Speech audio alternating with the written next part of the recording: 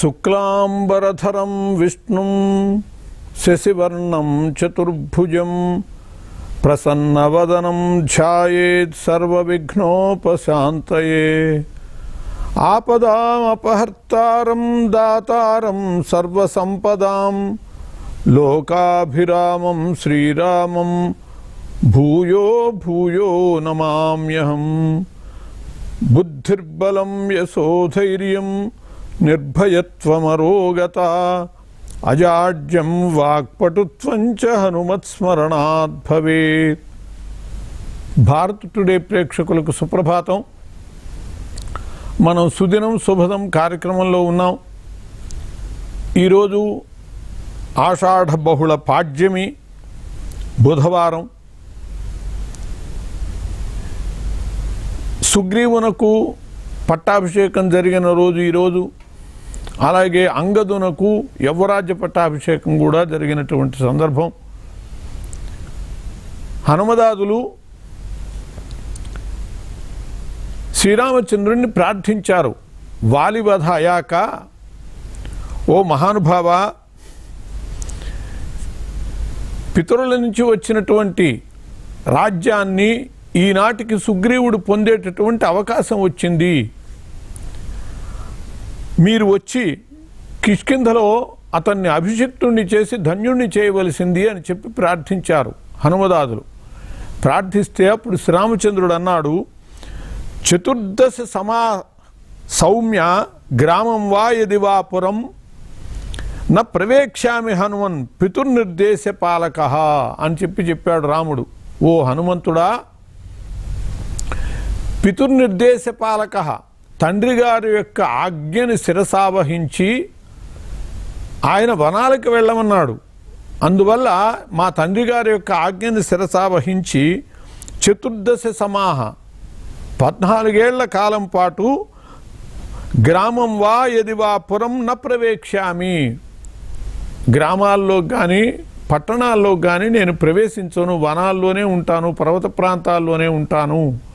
ఓ సౌమ్యుడా, హనుమంతుడా, ఇది మా తండ్రి యొక్క ఆజ్ఞ, దాన్ని నేను పాలిస్తాను అని చెప్పి శ్రీరాముడు చెప్పాడు.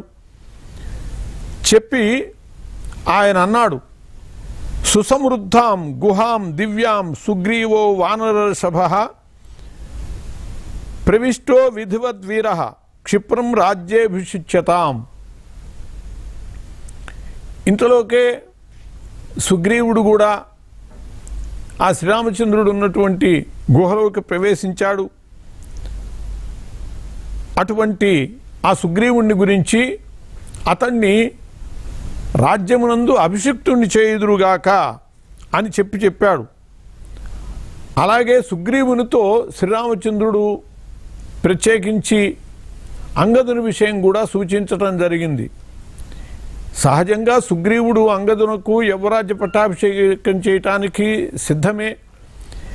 ఏమైనా విరోధ భావంతో, వాలి ఎందున్నటువంటి భేదాభిప్రాయంతో ఏమైనా మానతాడేమో అని చెప్పి కర్తవ్యాన్ని తాను తెలియజేయాలి. కాబట్టి ఆత్మీయుడైనటువంటి సుగ్రీవునితో శ్రీరాముడు అన్నాడు, వృత్తజ్ఞో వృత్త సంపన్నం ఉదార బల విక్రమం ఇమవ ప్యంగదం వీరం యవ్వరాజ్య అభిషేచయ.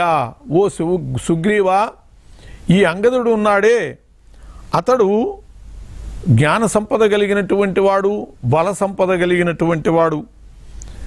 కాబట్టి ఈ వీరుణ్ణి యవ్వరాజ్య పట్టాభిషేక్తును చెయ్యి, యువరాజుగా పట్టాభిషిక్తుణ్ణి చేయవలసినది అని చెప్పి సుగ్రీవుడికి చెప్పాడు. జ్యేష్ఠస్య హిస్సుతో జ్యేష్ఠ సదృశో విక్రమేణ చ. ఈ అంగదుడు జ్యేష్ఠస్య హిస్సుతో, జ్యేష్ఠుడైనటువంటి వాలికి కుమారుడు. అంతేకాదు జ్యేష్ఠస్య సదృశో విక్రమేణ చ, పరాక్రమంలో కూడా ఇతడు నీ అన్నగారైనటువంటి వాలికి ధీటైనటువంటి వాడు. కాబట్టి అతన్ని యువరాజుని చేయవలసినది, దానివల్ల నీ రాజ్యానికి బలం చేకూరుతుంది అని చెప్పి శ్రీరామచంద్రుడు సుగ్రీవునికి సలహా ఇచ్చాడు. అంగదోయమదైనాత్మ యవ్వరాజ్యస్య భాజనం. ఇతడు అధీనాత్ముడు, ఏమాత్రము విచారంలో మ్రగ్గవలసినటువంటి వాడు కాదు. కాబట్టి యవ్వరాజ్యస్య భాజనం, యువరాజు కావటానికి ఇతడు పాత్రుడు. అర్హుడైనటువంటి వాడికే ఏ పదవైనా ఇవ్వాలి. కాబట్టి యువరాజ పదవి ఇవ్వటానికి ఇతడు అర్హుడే కాబట్టి ఇతన్ని యువరాజుగా పట్టాభిషిక్తుడిని చేయవలసింది అని చెప్పి శ్రీరామచంద్రుడు ఆదేశించాడు. వాలికి సంబంధించినటువంటి బలమంతా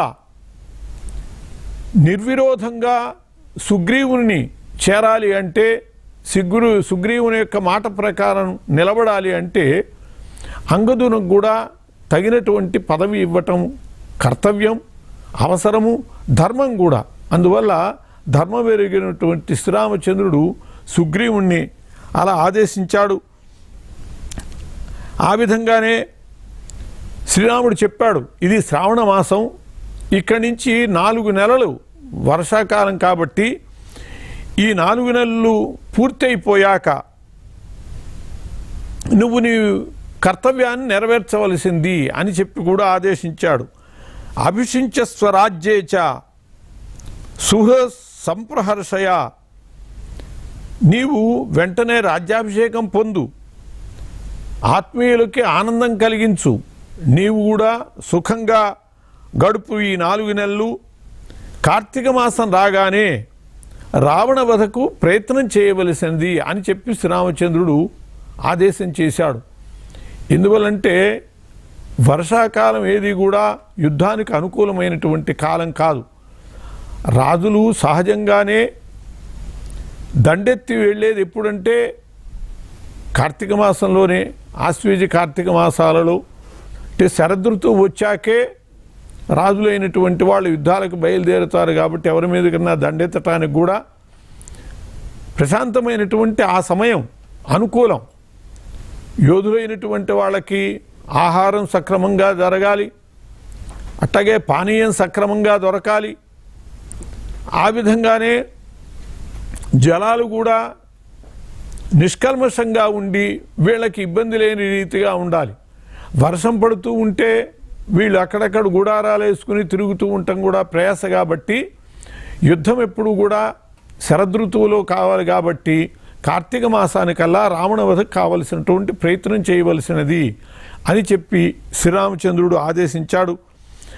అలాగే శ్రీరాముని యొక్క ఆజ్ఞకి శిరసావహించి ఆయనకి నమస్కరించి అనుమతి తీసుకుని కిష్కింధలో ప్రవేశించాడు సుగ్రీవుడు.